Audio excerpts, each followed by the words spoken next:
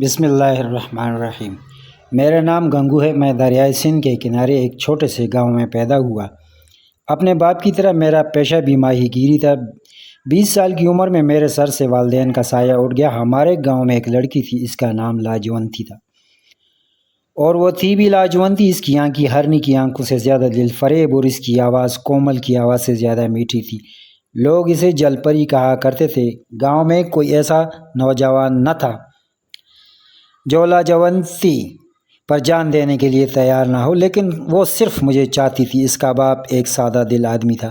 برسات میں ایک دفعہ دریا زوروں پر تھا تو اس نے شرط لگائی کہ میں لاجونتی کی شادی اس کے ساتھ کروں گا جو تیر کر دریا عبور کرے گا۔ ہمارے گاؤں میں اچھے تیراک تھے، لیکن برسات میں دریا کا بہاؤ دیکھ کر کسی کو پانی میں کودنے کی ہمت نہ ہوئی۔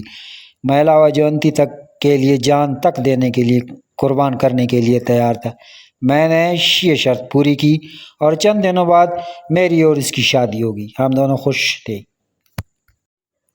دونوں خوش تھے اور زیادہ وقت کشتی پر گزارتے تھے۔ میں مچھلیاں پکڑ کر لایا کرتا مچھلیاں پکڑا کرتا تھا اور وہ کھانا پکایا کرتی تھی۔ رات کے وقت ہم ہنستے اور گاتے گاتے تاروں کی چھاؤں میں سو جاتے۔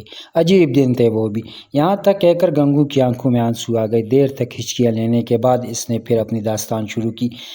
لیکن ایک دن ایسا آیا کہ مجھے لاجو سے جدا ہونا پڑا ہمیشہ کے لیے۔ مجھے معلوم نہ تھا کہ ایک نیچ ذات اور کمزور آدمی کے لیے خوبصورت بیوی رکھنا پاپ ہے۔ ہمارے گاؤں سے ایک کوس کے فاصلے پر ہمارے علاقے کے سردار کا شہر تھا۔ ایک دن وہ چند سپاہیوں کے ساتھ دریا پر آیا، مجھے پار لے جانے کے لیے کہا۔ کشتی پر سوار ہو کر وہ لاجونتی کو بری طرح گھور رہا تھا۔ اس کے پوچھنے پر میں نے اسے بتایا کہ یہ میری بیوی ہے۔ وہ بولا، یہ کسی ماہی گیر کی لڑکی معلوم نہیں ہوتی، تم اسے کہاں سے لائے؟ میں نے کوئی جواب نہ دیا۔ دوسرے کنارے پر پہنچ کر اس نے مجھے بتایا کہ میں شام تک واپس آ جاؤں گا، تم اتنی دیر میرا انتظار کرو۔ لیکن وہ شام سے پہلے ہی واپس آ گیا۔ میں نے اسے دوسرے کنارے پہنچا دیا۔ وہ میرا نام پوچھ کر چلا گیا۔ اس کے بعد وہ ہمارے گاؤں کے ماہی گیروں کا شکار دیکھنے کے بہانے کبھی کبھی ہمارے گاؤں میں چلا آتا۔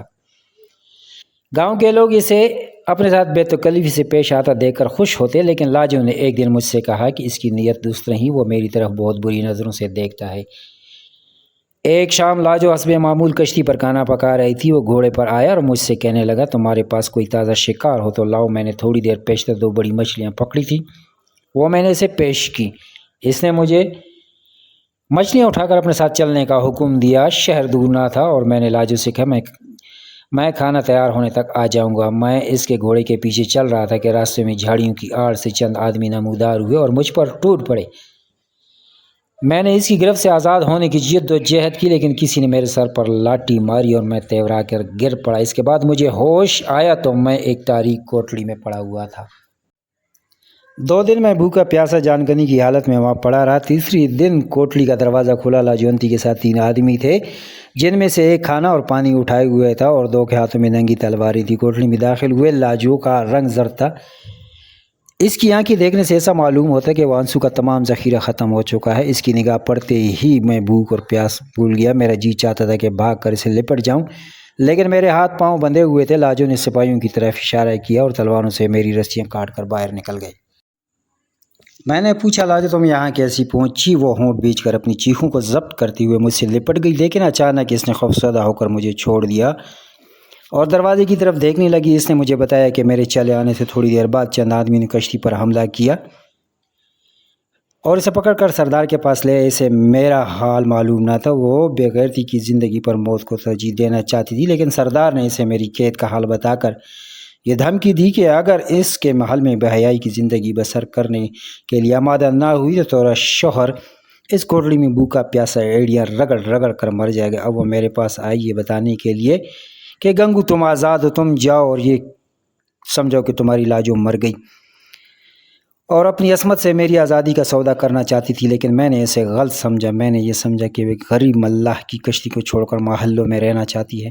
میں نے اسے برا بلا کہا، گالیاں دی اور ظالم ہاتھوں سے چند تھپڑ بھی مارے، لیکن وہ پتھر کی مورتی کی طرح کھڑی سب کچھ برداشت کرتی رہی۔ اس نے صرف یہ کہا، گنگو میں بے عزتی کی زندگی پر عزت کی موت کو ترجیح دوں گی، لیکن میں یہاں اس لیے آئی ہوں کہ مجھے تمہاری جان اپنی جان سے زیادہ عزیز ہے۔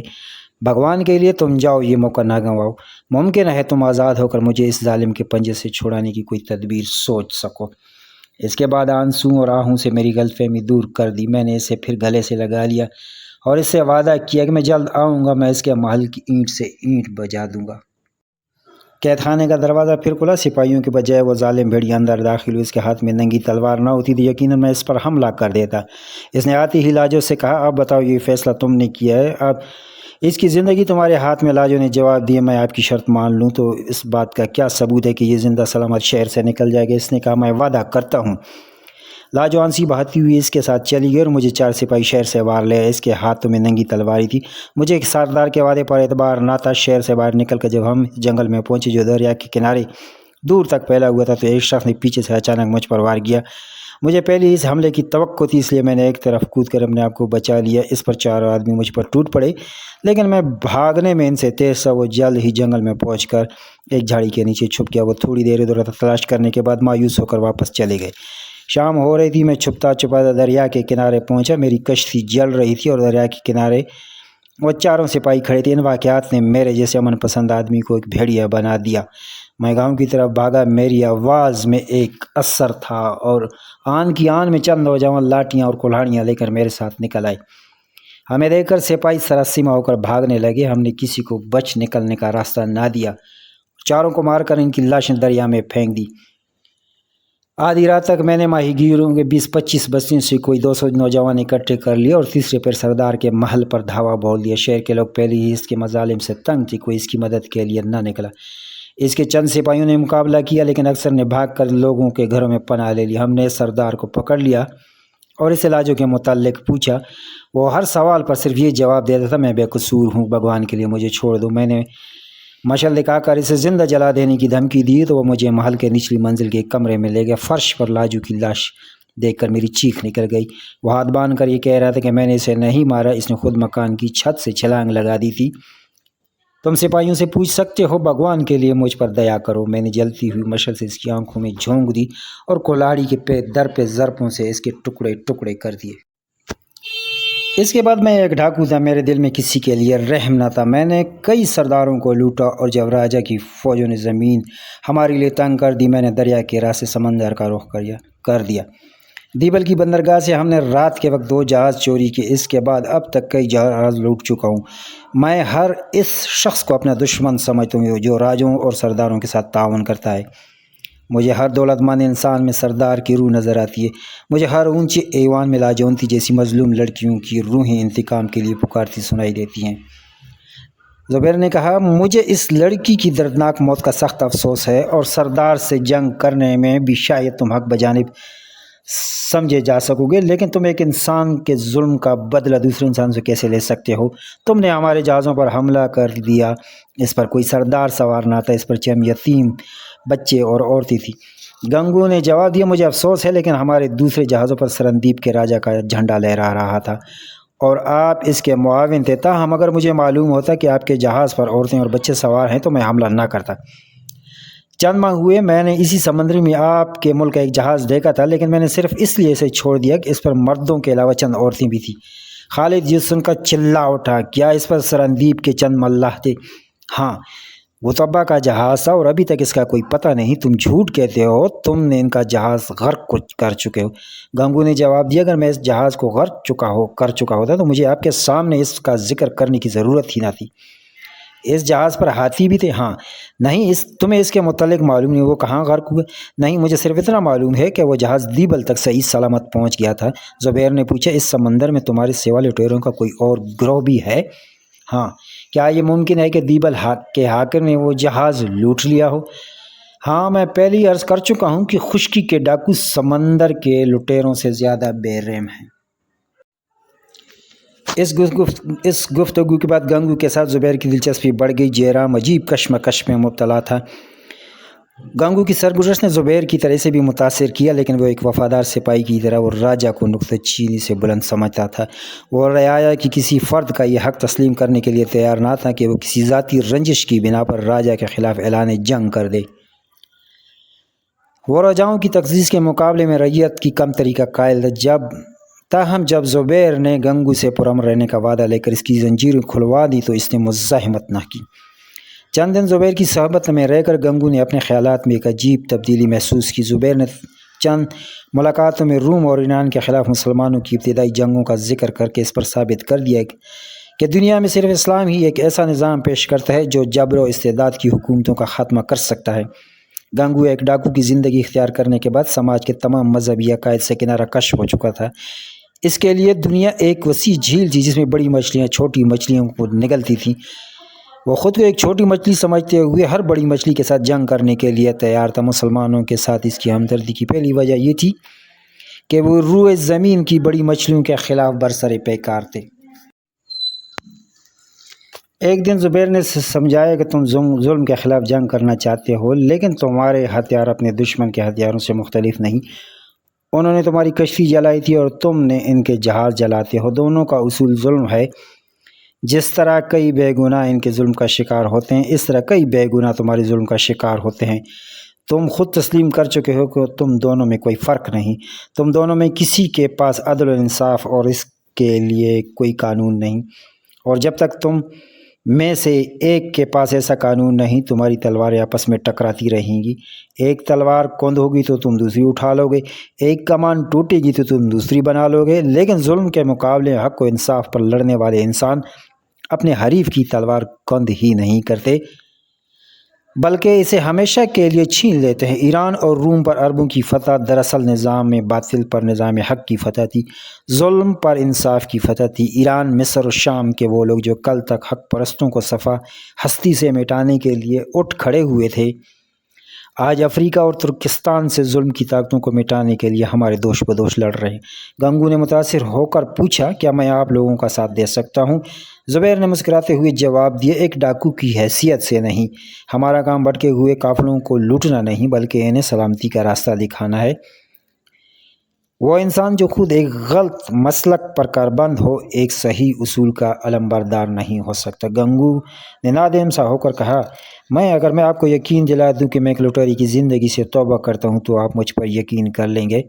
میں خوشی سے تم پر اعتبار کروں گا اور آپ مجھے آزاد بھی کر دیں گے۔ زبیر نے جواب دیا، اگر تم توبہ کے لیے یہ شرط پیش کر دو تو اس کا مطلب یہ ہوگا تم اس لیے توبہ نہیں کر رہے تم اپنے افعال پر نادم ہو، بلکہ اپنی اصلاح کرنا چاہتے ہو، بلکہ اس لیے کہ تم آزاد ہونا چاہتے ہو۔ لیکن میری توبہ سے آپ یہ خیال تو نہیں کریں گے کہ میں بزدل ہوں؟ نہیں، توبہ کرنا بہت بڑی جرت کا کام ہے، تو میں آپ سے ایک ڈاکو کا پیشہ ترک کرنے کا وعدہ کرتا ہوں۔ مجھے تم پر یقین ہے، اگر تم اپنے ساتھیوں کی ذمہ داری لینے کے لیے تیار ہو تو میں تم سب کو آزاد کر دوں گا اور جس جگہ کہو تو میں اتار دوں گا۔ گنگو نے جواب دیا، میرے ساتھیوں نے صرف میری وجہ سے یہ پیشہ اختیار کیا تھا، ان میں سے اکثر ایسے ہیں جو میری رہنمائی کے بغیر ایسی جرت نہیں کر سکتے۔ اگر آپ انہیں سندھ کے کسی غیر آباد حصے پر اتار دیں تو پھر ماہی گیروں کا پیشہ اختیار کر لیں گے۔ وہ مدت سے میرے ساتھ ہیں، انہیں کوئی پہچانے گا بھی نہیں، لیکن ان میں 4 آدمی خود سر ہیں، ان کے متعلق میں آپ کو یقین نہیں دلا سکتا۔ مجھے خود اپنے اوپر اعتماد نہیں۔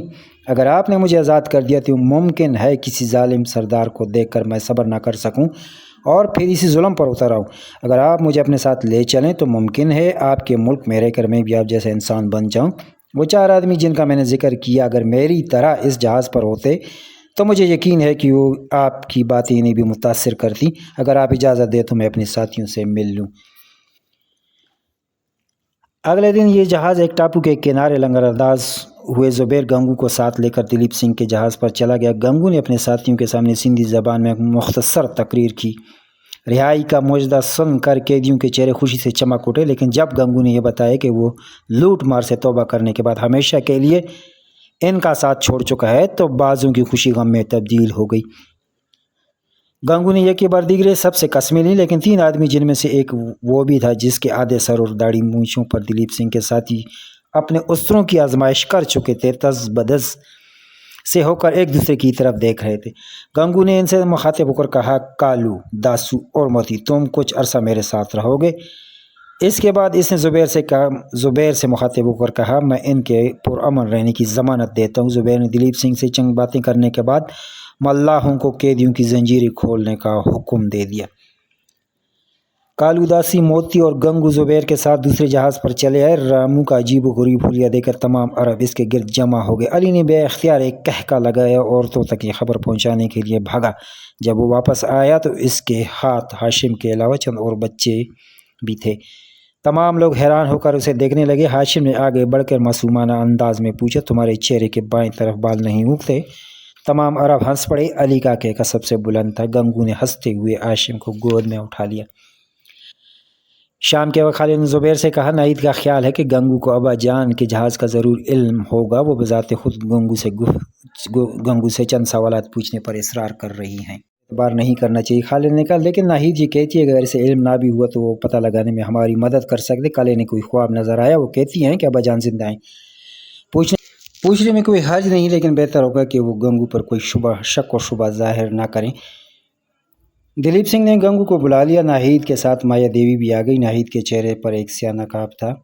इसने माया देवी के कान में कुछ कहा। माया देवी के इस बात में सर हिलाने पर अपना हार उतार कर इसके हाथ में दे दिया। माया देवी ने हार गंगू को पेश करती हुई कि आपने चंद दिन कबल इनके बाप का जहाज़ का जिक्र किया था।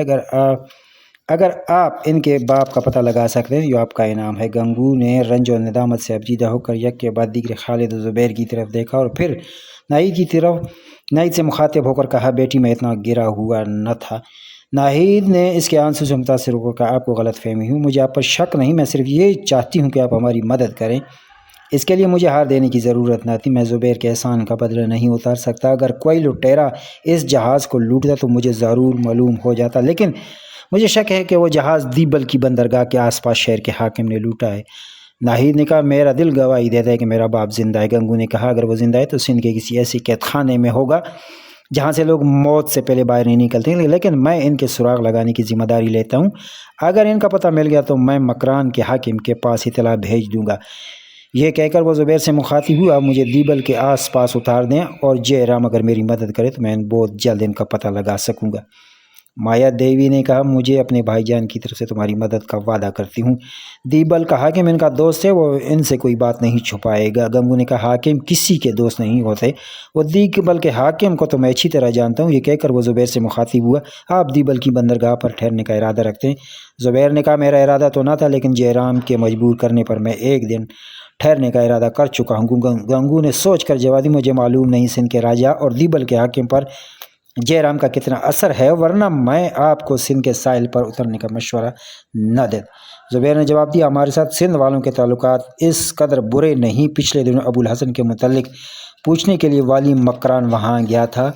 राजा इसके साथ गुरूर से ज़रूर पेश आया, लेकिन इस पर दस्त दराजी नहीं की। गंगू ने जवाब दिया, इसका जहाज़ खाली होगा, लेकिन आपके जहाज़ पर हाथी हैं और वो अपनी फ़ौजी ताकत बढ़ाने के लिए हाथियों की ज़रूरत महसूस करता है। इसके अलावा आपके साथ औरतें हैं जिनके लिए इसके दिल में कोई इज़्ज़त नहीं।